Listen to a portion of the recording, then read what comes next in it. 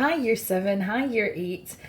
This time I'm going to show you how to make a very simple spring roll. I know some of you have already done this, but I thought it'd still be a nice one to do again. A really good way of incorporating lots and lots of vegetables. So this is my next challenge, is that I'm going to make a colourful product using lots of different vegetables. Your challenge is to beat me and make a vegetable product using lots of coloured peppers, onions, anything that you can find, carrots. So I'm going to start off with the sort of flavouring part of it.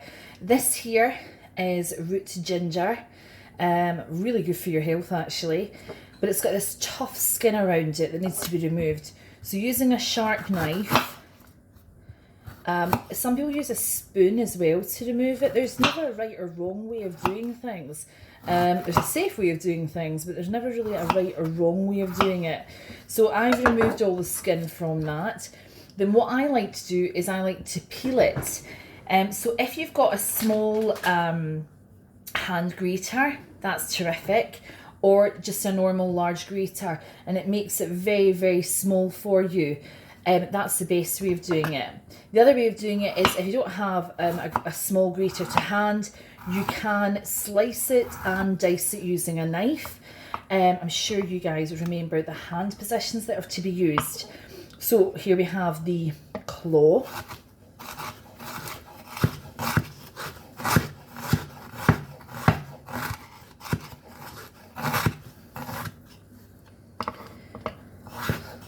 And I'm just running over the ginger so it becomes much smaller, much finer pieces.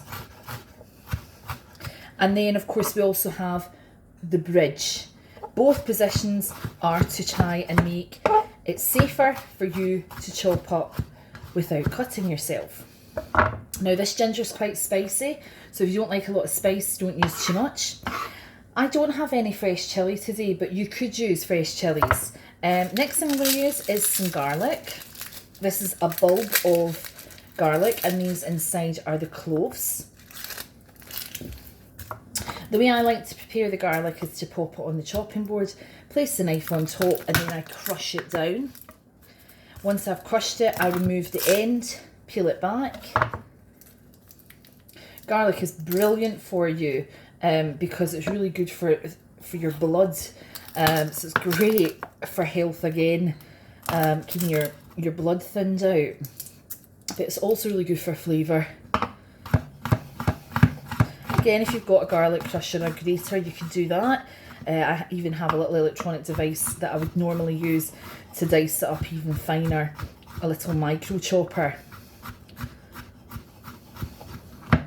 Okay, that's nice and fine now, so I'm going to add that in. Next thing that I'm going to use is some onions. You could replace the onions with this a red onion. I like the flavour and it's nice and colourful. But you could replace the onion obviously with spring onions or just a normal white onion. If you don't like onions, or don't add them at all. I always remember, if you remove the top but keep this part on, cut down the centre and then peel back the first layer of skin, because that's been exposed to the air, so it's now started to dry out from being slightly oxygenated. Now I have the onion, nice and shiny, but it has these little lines you can probably see. I'm going to use those lines to insert the knife and bring it down. And notice I'm using my claw position, and now moving into the bridge position to cut. And then I cut down.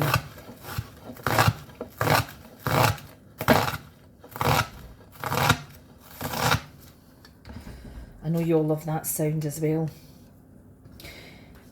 And then this gets added into my, I'm not just throwing this away, I'm putting it all into the frying pan.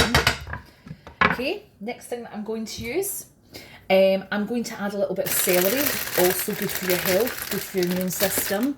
It's got quite a peppery flavour. I'm going to top and tail it. That means removing, cutting off a little bit of both ends. And then I'm just going to finely dice.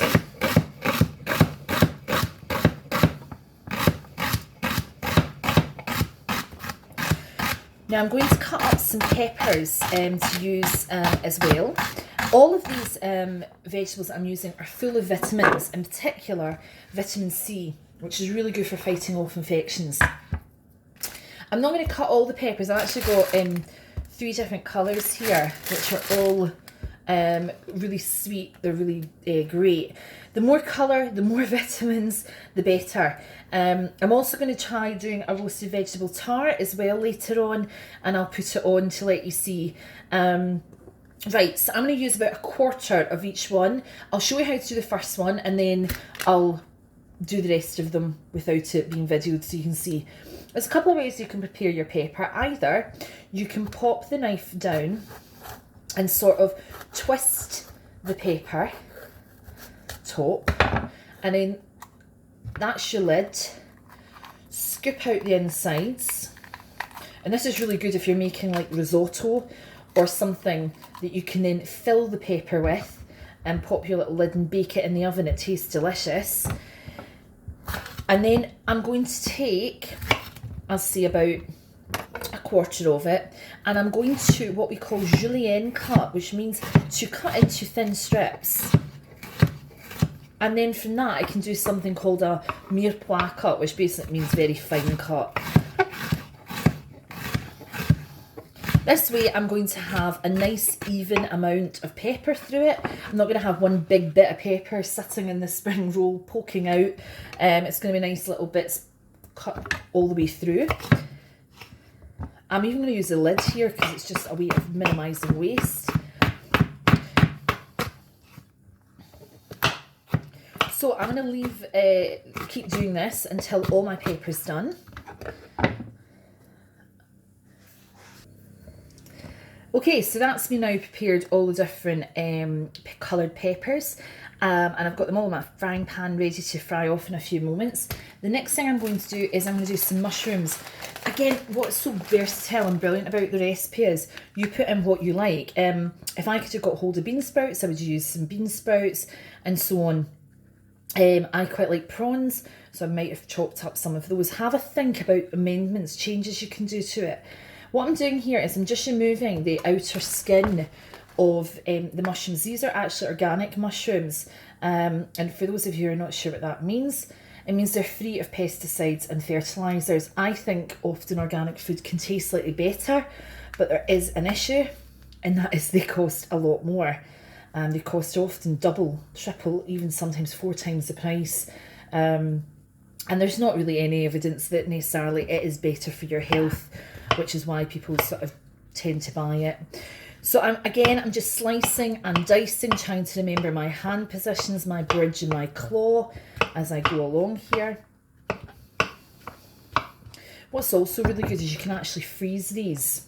So if you wanted to make them in advance for a party or something, or for a dinner, family dinner, you can pop them into the freezer and then reheat them. Buying all your food pre-prepared can sometimes actually work out cheaper than buying all the ingredients, but the big difference is it's the flavour combination. The flavour of buying all these fresh ingredients, it is so much tastier than buying them shop bought. So once you have added in, again, you could add in a whole range. Mushrooms are really good. They're in season. Lots of unusual mushrooms at the moment. So you could add in chestnut mushrooms or portobello or shiitake or so on. Oyster mushrooms as well. So these are all in season, which is great. Makes the cost of it come down. So that's most of my mix now. I'm now going to go over and cook these on the hob top. My oven's on, preheated, ready for them to go in the oven in a few moments. Okay, so I have all my vegetables in the frying pan, and I've added a little bit of oil to that. I want to now fry these. The heat transfer method that's used here is, first of all, it starts with something called conduction, where the metal heats up, and then the metal transfers the heat over to the oil, and this is called convection. And then the oil starts to move the heat through all the vegetables for us. Using a wooden spoon, because it's not a conductor of heat, whereas if I use the metal, it would start to heat up. I'm going to move the vegetables around slightly. Once these are cooked, then I'll show you the next stage. Now I'm going to add in a little bit of Chinese spice. It is quite spicy, so if you don't like a lot of spice, don't add in too much. I've added in about a teaspoon of it. And then also into this mixture, which you can see is so colourful, I'm going to add in some soy sauce. And the soy sauce, although I'm adding quite a lot, it actually starts to evaporate as it cooks. So you end up with anything that's residual at the bottom of the pan actually disappears anyway. Again, these are things that people quite often have sitting in their cupboards, so it's good because you can use up things that you already have. The only thing that's a little bit annoying to purchase is the phyllo pastry. But if you're going to try and beat me, the whole idea is that you guys can find a recipe that uses lots of vegetables, but it doesn't necessarily have to use phyllo pastry. So I'm going to move over now to actually making up the spring roll. So I've got phyllo pastry. Really important when you open the phyllo pastry to keep it covered or work with it quickly. It dries out very, very fast and cracks. You want to have about 2 pieces of it in front of you. And then you want to take a spoonful of the mixture and put it at the top of the phyllo. And you're now going to fold over one end, fold over the other, and then you're going to fold the top and roll it like you're rolling up a sleeping bag towards you. Now, one of the reasons why this is a better way of doing spring rolls is that they deep fat fry spring rolls in the Chinese, whereas we're going to bake these in the oven. So it reduces the fat content quite considerably, although it is a good fat for you if you're using a vegetable oil.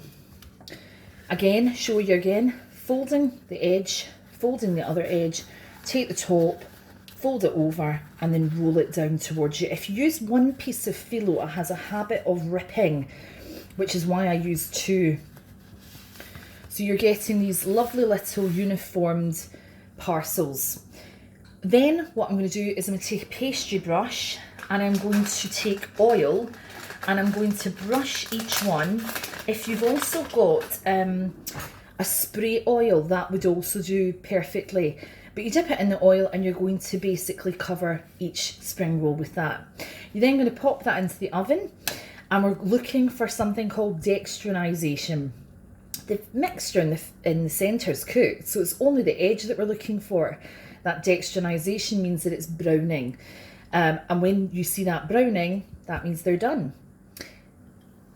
I've got lots of leftover peppers and so on. I'm actually going to roast those in the oven and I'm going to use them for the vegetable tart later on, so I'm minimising the amount of waste that I have.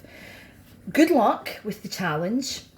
I can't wait to see what you guys all do. I'm going to put on another one, as I say, and let you see something different, something maybe a little bit more complex than making something like a spring roll. I want to see all your photographs. I'm going to put it onto my YouTube channel, which is Freya Ross, the food teacher, but I'll put on the link for you on to show my homework. Okay, take care, and thank you so much to everybody for emailing photographs in over the last couple of months. Some people, and you know who you are, have been absolutely phenomenal with your photographs, so well done.